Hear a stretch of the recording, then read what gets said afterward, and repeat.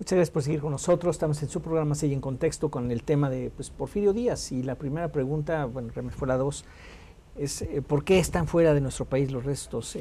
¿Por qué ya nos hablaron de la antítesis de la revolución, de los problemas que tenía? ¿Alguna otra razón por la cual...?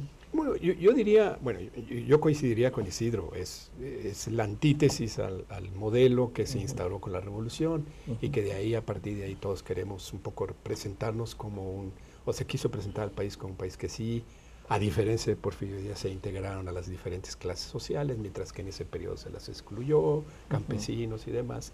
Y entonces no podemos, de algún modo no se quiere reconciliar con esa parte de la historia, como que es parte es más bien una antítesis de esa historia.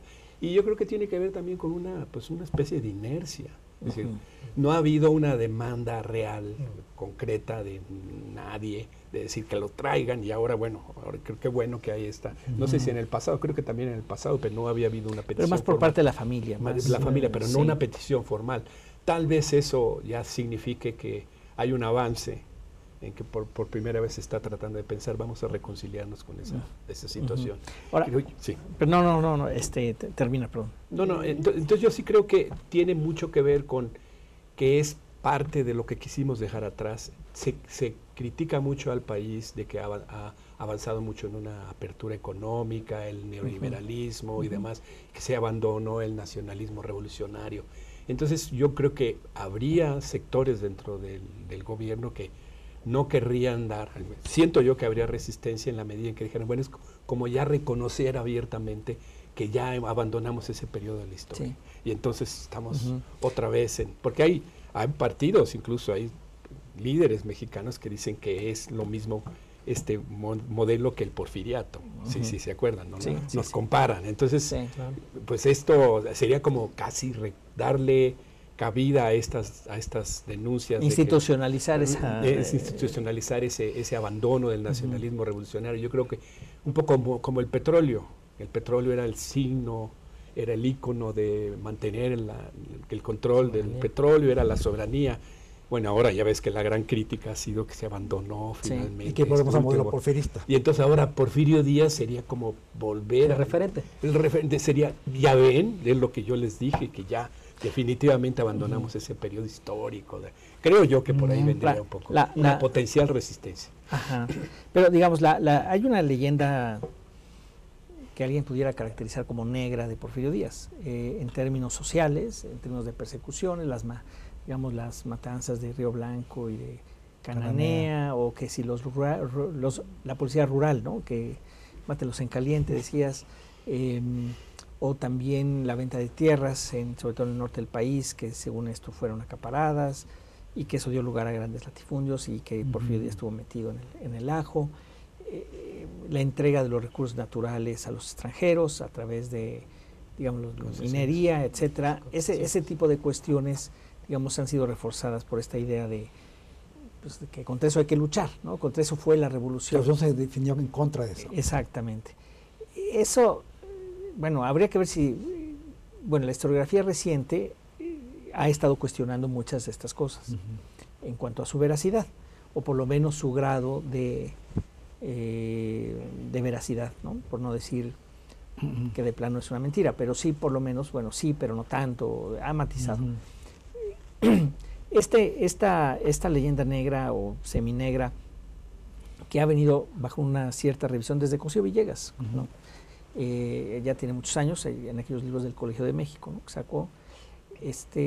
¿Cómo lo ven ustedes? Es decir, ¿sería suficiente para mantenerlo fuera, o más bien, como dices, pues ya es el momento de reconciliar esta situación? Ok, sí pasaron ciertas cosas, pero ¿qué se diría ahí? Yo diría que a medida que avancemos en la leyenda negra del PRI, que ya se está escribiendo, entonces ya no vemos tan negra la del porfiriato. Lo digo para provocar. Yo no soy historiador, soy politólogo, entonces lo vería así. ¿Qué quiero decir con esto? Muy rápidamente. Justamente la nueva historiografía está diciendo que lo que vino después del porfiriato, la posrevolución, finalmente fue un gobierno también muy autoritario, que encasilló prácticamente las masas. Bueno, el campesino le dio tierra, es cierto, pero la casilló en su tierra y lo dio como una prebenda para obtener su lealtad. Y lo mismo pasó con los trabajadores, con lo que fue la CROM y después la CTM, en donde había un intercambio de privilegios, digamos, incluso de crear una aristocracia obrera, ¿a cambio de qué? De una lealtad. O sea, seguimos siendo un país de creyentes, no de ciudadanos. Pero las creencias cambiaron. En vez de la iglesia, pues pasas a la Revolución Mexicana y al Decálogo, y sobre todo los mecanismos de gobierno de la Revolución, que fueron muy concretos, muy prácticos, de tráfico de privilegios, tráfico de prebendas, incluyendo la tierra como prebenda. Pero en el caso de la reforma agraria, pues ya todos creo que a estas alturas, si bien fue un éxito político, porque desmovilizó a las masas campesinas, ¿verdad?, fue un fracaso económico.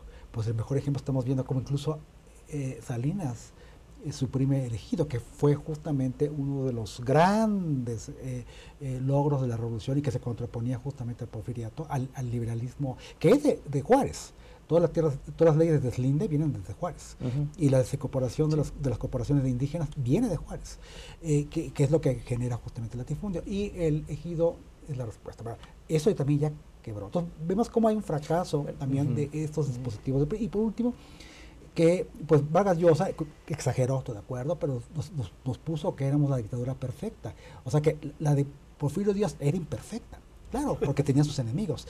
Y la del PRI fue perfecta porque supo cooptar, supo, digamos, dividir, supo incluso eliminar a los disidentes. Y justamente por eso digo, a medida que empecemos a escribir la leyenda negra del PRI, estaremos recordando la leyenda negra de Porfirio.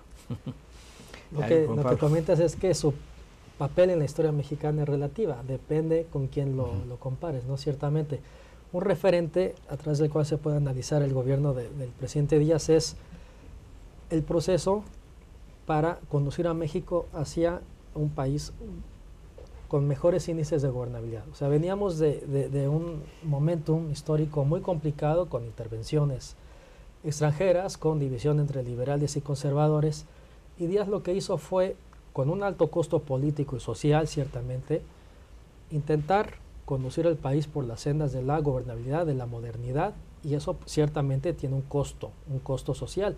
Es el lado oscuro al cual te refieres, Enrique. Uno de los pasajes históricos más oscuros de esa época fue Tomochic, ¿no? La masacre que Díaz, a través de su ejército, hizo a los obreros, ¿no? En Tomochic, en el norte del país. Pero bueno, quizás lo positivo dentro de esos aspectos negativos es que efectivamente se condujo hacia el propósito número uno del gobierno de Díaz, que fue pacificar al país, ¿no? Unificarlo de alguna forma a través de una figura centralizada, personalizada, pero con cierta y una visión interesante en términos de institucionalidad, de crear instituciones, incluso en términos de infraestructura, sobre todo en Ciudad de México, pero no es lo único, y el costo político fue ese, ¿no?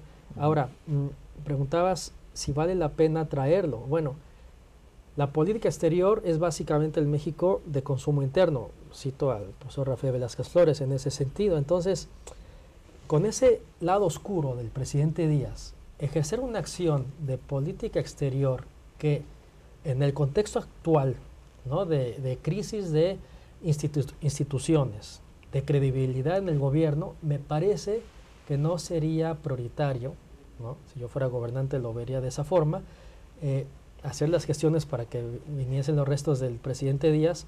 Uno, como ya lo mencioné, no es prioritario. Y dos, si la política exterior es un instrumento de consumo interno y eso te puede generar problemas en el Congreso, a nivel social, entre los académicos, pues ¿para qué le buscas si ya tienes los suficientes problemas a enfrentar a nivel interno y externo como para añadirle un punto como el que estamos hablando, ¿no? Yo pienso que sí, hay muchos mitos y yo insisto, en inercias, hay muchas creencias que siguen arraigadas.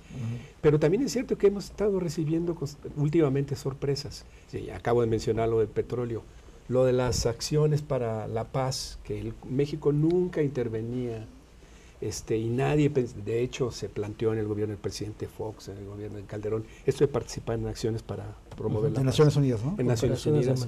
De repente se anuncia, Bueno, no pasó pasó nada. nada. No tuvo mayor Sí, impacto. ya Mayor se rompió el impacto. tabú. La Había sido verdad un es que tabú por es muchos un años. tabú. Yo creo que yo diría que estamos, aunque, sobre todo que ya hay una petición formal, porque ¿qué le vas a decir al ayuntamiento de Oaxaca? Que no, ¿por qué? Entonces digo, a ver, ¿qué le vas a decir? No, porque no, porque es un enemigo, estamos en contra de, a menos que no le respondan. Yo no le veo. Yo creo que hay algo ya, el hecho de que haya una petición formal, de que es importante remontar ese. Yo quisiera creerlo. Ahora, por otro lado, es cierto que hay una revisión del periodo de Porfirio Díaz, sí hay toda esa historia negra, aunque de algún modo también se dice, ¿no? No podemos olvidar lo positivo. Sí, es decir, sí. en el ámbito de la política internacional, ¿quién fue el que logró una nueva relación cordial de más amplitud con Estados Unidos, atracción de capital? ¿Quién fue, al mismo tiempo, reconociendo que era importante también darle entrada a los capitales europeos? Ahora, los nuevos estudios de la política exterior reconocen que Porfirio Díaz fue el que siempre trató de tener una diferente, poner unos contra los otros para De no diversificar. perder. Creo que México no ha tenido una diversificar política y tan Díaz, entonces diversificada como sí con se Díaz. empieza a tener una visión muy distinta de Díaz, sobre todo de aspectos en que se está tratando de señalar lo positivo. Está lo negro, pero como dice Isidro, yo creo que si lo comparas con lo que hemos venido viviendo en el periodo postrevolucionario, pues yo creo que ya tendríamos que tener una visión, en mi opinión, Sí. de decir ya, bueno, ok, fue ese periodo, hay que resaltar esto y hay que reconciliarnos y buscar nuevas fórmulas para... Sí. Pero yo creo que en la medida en que estemos con esta idea de una historia, una parte oscura y una parte brillante, vamos a tener problemas para reconciliarnos de todos los diferentes actores sociales, ¿no? Yo creo, y los diferentes grupos políticos. Sí. Bueno, muy bien. Nos tenemos que ir a un corte nomás. Yo quisiera comentar muy breve. Sí hay efectivamente algunos mitos, como este del que mencionas, hay otros sobre incluso el ejido.